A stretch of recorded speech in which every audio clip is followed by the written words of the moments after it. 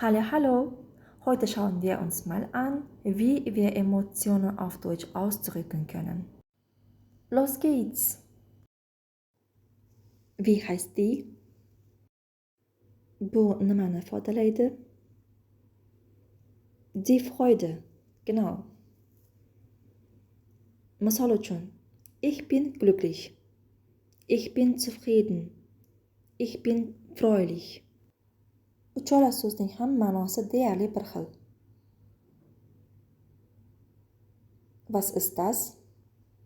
Wie heißt sie? Die Angst. Qo'rquv. Ich hab Angst. Hab Angst plus vor. Agar nimadandir qo'rqayotganligimizni aytmoqchi bo'lsak, for qo'shimchasi bilan. Ich hab Angst vor Insekten. Bu qanday ataladi? Wie heißt die? Der Ekel. Genau. Der Ekel. Jirkanish. Das finde ich eklig. Ich ekle mich vor. Nimadandir jirkanish hissiyoti bo'lganligini bildirish uchun for predlogi bilan. Das finde ich abscheulich.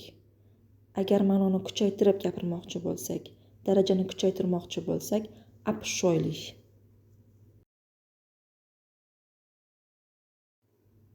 Bu qaysi hissiyot? Taxmin qilamiz. Die Wut. G'azab. Ich bin wütend. Ich bin sauer. Ich bin böse. Deyarli bir xil darajadagi so'zlar. Ich bin sauer auf meinen Bruder.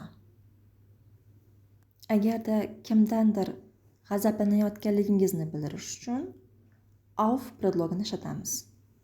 Ich bin sauer auf meinen Bruder. Akamdan jahlim chiqyapti, g'azablanyapman.